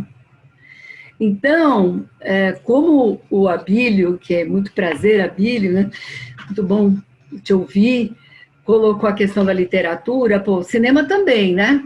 O cinema coloca ao contrário. Esse filme, ele imprime para as gerações mais jovens, né, essa ideia de que os japoneses estão lá porque eles escaparam e têm a liberdade no Brasil, escaparam de uma condição de, enfim, né, de subordinação e de penúria, né, no seu país. Então, aí são costuras que eu fiquei aqui pensando para dialogar contigo. Obrigada, viu? Adorei te escutar. E ver as imagens, eu também amei esse Vicenzo Pastore, adorei aquela imagem. Muito bom. Ana, o Abílio pediu para fazer uma observação, um comentário também. Sim. Essa possibilidade que as narrativas literárias trazem, ela existe justamente por causa das diversas versões de um mesmo fato que podem acontecer, né? As possibilidades de interpretação mesmo, né? No caso da liberdade, por exemplo, a gente também tem a considerar o seguinte: o Chaguinhas, o Francisco José das Chagas, ele participa dessa revolta em Santos, né? Ele e o Cotindiba são mandados para São Paulo para serem executados no Largo da Forca, mas a revolta se dá em Santos. E o enforcamento e esse processo da revolta, da condenação sumária do enforcamento e da determinação de matá-lo, né, acontece no meio da Guerra da Independência, né? Então, como a Eulália falou, para além da questão do quadro, do grito da independência, nós temos uma guerra que tinha se iniciado um mês antes. O Chaguinhas é enforcado no dia 20 de setembro e a guerra já estava em curso desde agosto de 1821, né? Então, tem esse aspecto também. O Chaguinhas tem a questão, o aspecto da devoção popular, que até é muito reforçada, mas tem a figura política do Chaguinhas, o preso político, o assassinato dele como um ato político do Estado, né? Então, tem esse aspecto. Uma outra coisa que eu acho curiosa, que eu acho legal, que eu gosto de trabalhar, uma vez que eu não sou historiador, sou escritor, então eu gosto dessa liberdade, né, de interpretar. Na Vila Itororó, por exemplo, e aqui, inclusive, cumprimentar a Sara pelo belíssimo livro Vila Itororó em 3 atos, né? Na Vila Itororó tem uma coisa muito curiosa. O Antunes Filho fez carreira no teatro, mas ele tem um filme, né? O único filme da carreira dele, que ele produziu e dirigiu em 69, mas só foi liberado em 73, intitulado Compasso de Espera, em que ele discute a questão racial, né, através de uma família com uma interpretação do Zósimo Bulbul, que faz e o Zósimo Bulbul é um ator emblemático da história do cinema negro e tal. O Zósimo Bulbul, que faz um poeta que ascendeu socialmente e se afastou das suas origens, da família. A Léa Garcia, outra atriz, né, emblemática, faz a irmã dele, e a Cléa Simões, se não me engano, que fazia a dona Tia Anastácia no Sítio do Pau Amarelo, no primeiro Sítio do Pau Amarelo, né, faz a mãe dele. E ele vai visitar a família. Onde é a locação? Qual é a locação, né, onde essa família negra vive? A Vila Itororó, né?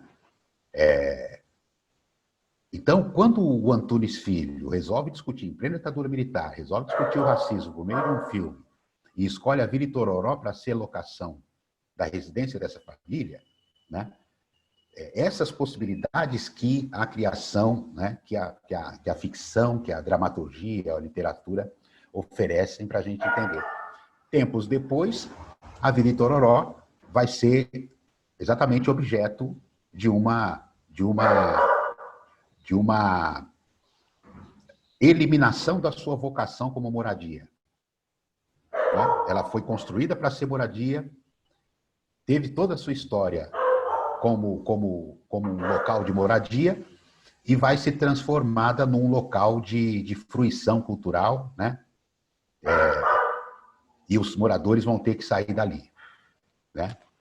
E o Antunes Filho já tinha abordado isso nesse filme, que permite, né, que a gente faça um debate sobre nesse caso, Vila Itororó. Mas eu quero dizer o seguinte, que a literatura, a narrativa literária, seja ela através dos livros, né, seja por meio da música popular, seja por meio das lendas, né, elas nos fornecem possibilidades de leitura, pistas para futuras pesquisas até, né, que muitas vezes os documentos não permitem, a ausência de fontes, né? É isso. Ana, você vai... Sim, eu quero falar palavras rápidas, porque já são mais de 7 horas, Rodrigo. Mas só para enfatizar ainda mais isso que o Abílio está colocando, eu acho que não tem dúvida nenhuma de que é por meio das expressões culturais que um povo se recria, cria novos significados para a sua história, inclusive para superar momentos difíceis, momentos de crise, como é o momento que a gente está vivendo agora. Então, as diversas formas de expressão cultural, o cinema, a literatura, as lendas, o teatro, eu acho que são justamente o caminho para essa ressignificação que atingem o povo como um todo, né? A música é importantíssima para fazer essa função, né? Então, isso eu acho também, Abílio, que além de fazer essa ressignificação, as expressões culturais, as expressões poéticas, elas têm a vantagem, diferentemente da interpretação dos documentos históricos, elas têm a vantagem de permitir uma interpretação aberta. Quem finaliza a interpretação da obra é o receptor, é o público. Então, a grande vantagem é que a obra poética ela vai sendo relida nas sucessivas gerações e vai atribuindo novos significados àquela situação, àquele momento. Então, eu estou com você. Eu só queria falar o seguinte, Eulália, é isso mesmo, eu acho que são múltiplas significações ali, naquele contexto de atribuir o nome de liberdade para aquele lugar em função do papel histórico do Dom Pedro naquela situação em São Paulo, né? Mas eu acho que é importante dizer que eu não estava acompanhando a discussão da Ana Fernandes sobre o Haiti no chat, agora eu entendi, e ela não está mais entre a gente, mas eu queria, de qualquer forma, agradecer ela, porque realmente a Revolução do Haiti foi um marco emblemático para a América inteira, para as Américas, de uma forma global, e eu só acho que as revoluções, as revoltas, aliás, as revoltas engendradas a partir da Revolução do Haiti, elas foram muito mais significativas no norte e no nordeste do Brasil do que aqui em São Paulo. Aqui em São Paulo, as revoltas se traduziram muito mais por meio de suicídios, de homicídios, né, do assassinato dos senhores e das fugas, muito mais do que revoltas organizadas nesse sentido, né, no sentido da cabanada, da balaiada, enfim, que são da Sabinada, né, em Salvador, em São Luís, enfim. Era isso que eu queria pontuar. Muito obrigado, Ana. Quero de novo agradecer a Ana pela conferência, a todos e todas vocês pela discussão tão bonita, tão bacana, de um tema tão sensível socialmente, culturalmente, para as nossas cidades e para a sociedade brasileira. Então é isso. Obrigado, bom final de semana e bom feriado. Obrigada, bom feriado para todos e todas. Até a próxima. Obrigada, Ana. Queridos. Tchau, Obrigada, pessoal. Rodrigo. Tchau, Ana. Muito obrigada. Beijos. Obrigada. Eu adorei. Obrigada. Tchau, Ana. Muito bom, Ana.